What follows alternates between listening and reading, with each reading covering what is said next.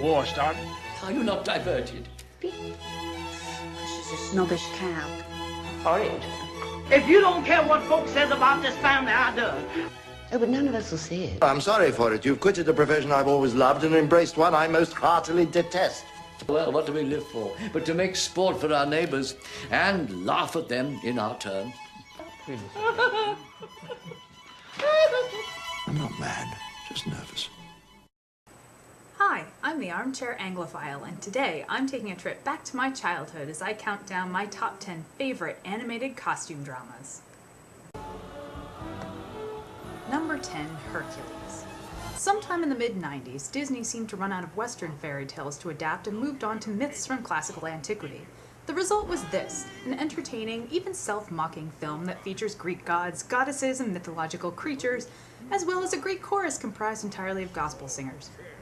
I'm not sure why they needed to be gospel singers, since gospel has no connection to Greece or antiquity at all as far as I know, but the songs were catchy anyway. Is this in any way an accurate description of Greek life or the myth of Hercules? No, but it's fun, and I really appreciated that Disney found its sense of humor and even started poking fun at itself with this particular movie.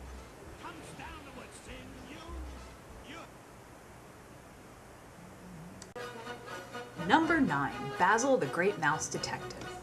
For anyone looking to introduce kids to Sherlock Holmes, this movie, based on the children's book Basil of Baker Street, is the way to do it. Basil, the Holmes stand-in, has all the entertaining quirkiness of the great detective without the family-unfriendly drug addiction. The film follows Basil and his Watson-like associate as they make their way through foggy, atmospheric Victorian London to bring down the evil Professor Ratigan, who is awesomely voiced by Basil Rathbone. The film climaxes with a battle inside the Big Ben clock and a plunge that's a nice nod to Sherlock Holmes' presumed death at Reichenbach Falls, alongside his own nemesis, Professor Moriarty. Oh, don't worry, he gets better, and they all live happily ever after. Number 8, The Sword and the Stone. This is just a fun movie. Based on the novel by T.H. White, it serves as a sort of prequel to the Arthurian legend we now know. We meet Arthur when he was just a gangly kid, and of course Merlin, who puts Arthur through his paces, turning him into a squirrel, a fish, and a bird, and very nearly getting him killed several times. Like Arthur didn't have enough to worry about with his abusive foster family. Now look here, Watts. That's 3 more demerits. Box his ears, Dad. One of my favorite characters in this movie is definitely Mad Madam Mim, a witch who just does crazy things for absolutely no other reason than that they're fun. She gets an excellent wizard's duel with Merlin, who only wins by turning into a germ. Made the rules.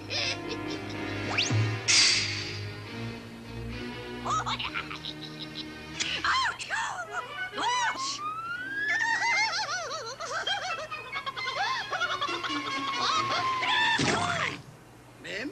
Mim?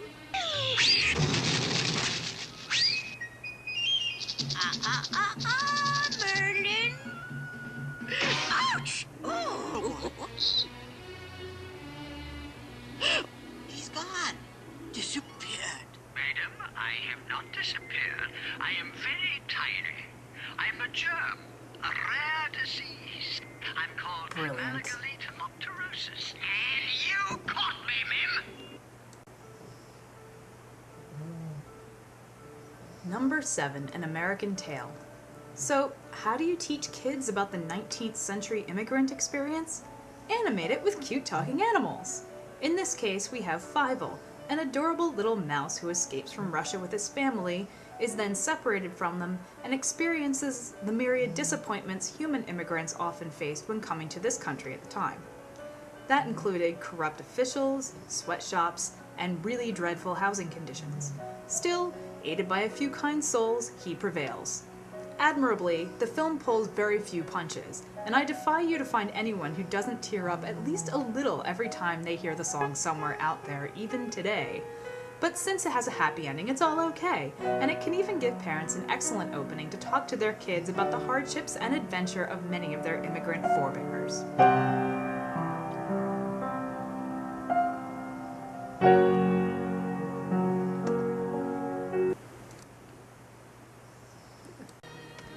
Number 6, Anastasiya. At first glance, it almost seems like the Anastasiya legend would be perfect for a Disney-esque movie. After all, it's about a young girl who discovers she's a long-lost princess. It's pretty much every little girl's fantasy.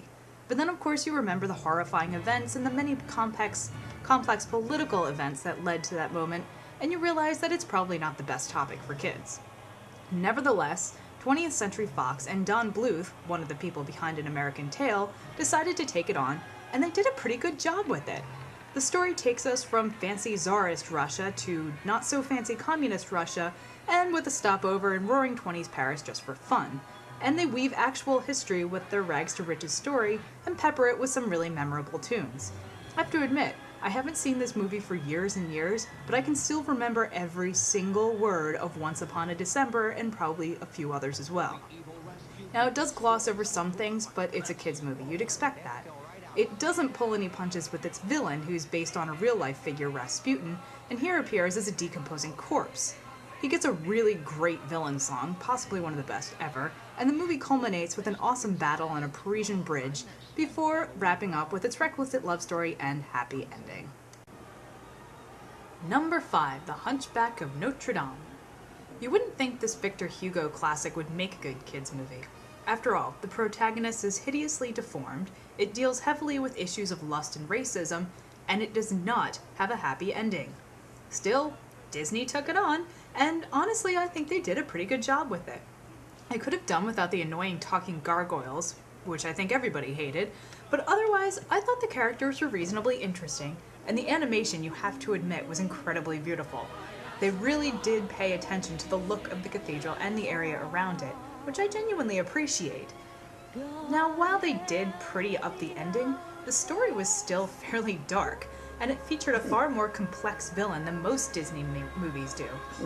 Instead of just being evil for evil's sake, Judge Frollo is torn between his duty to eradicate the gypsies and his lust for Esmeralda. He even gets one of the greatest villain songs of all time, a song so great it's actually the movie's whole theme. He made the devil so much stronger than a man. Number 4, The Princess and the Frog. Disney declared itself done with traditionally animated pictures in 2004, but then it decided that it wasn't done with them and came out with this movie in 2009. And honestly, I'm really glad that they did.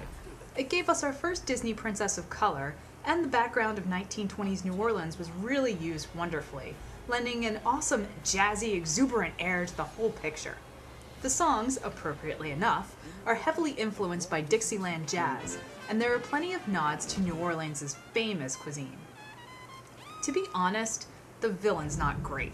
He kind of reminds me of Jafar's less threatening cousin. But secondary characters make up for him, and the creepy voodoo smoke demons are appropriately frightening. Unusually for a Disney film, there's even a nod to actual history. It's implied that the heroine's father died in World War I.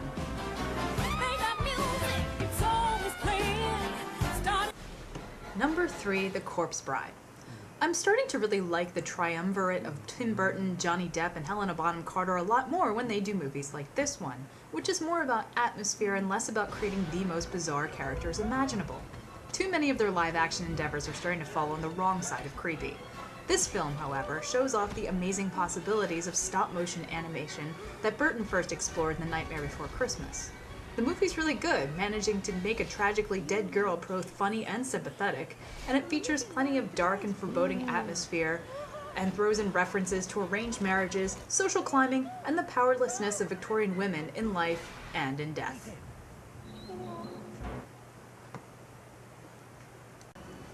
Number 2, A Christmas Carol. I haven't traditionally been a fan of Robert Zemeckis' animated films, but damn! Just look at this one!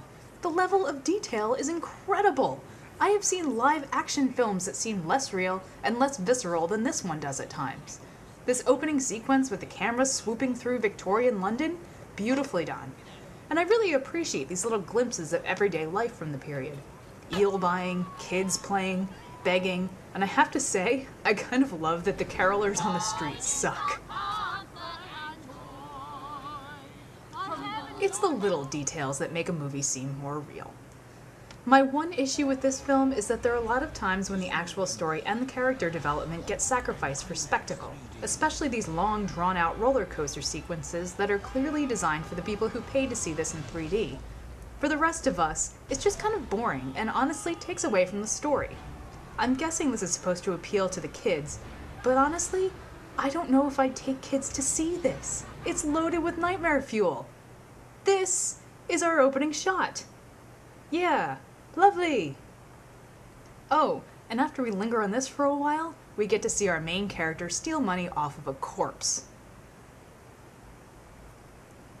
It's pretty much all downhill from there. I'm not even going to talk about the horrors that were ignorance and want, or the terrifying ghost of Christmas yet to come. It scared me. Still, as far as an adaptation of the novel goes, it's a pretty good job, and it's also an excellent depiction of Victorian-era England.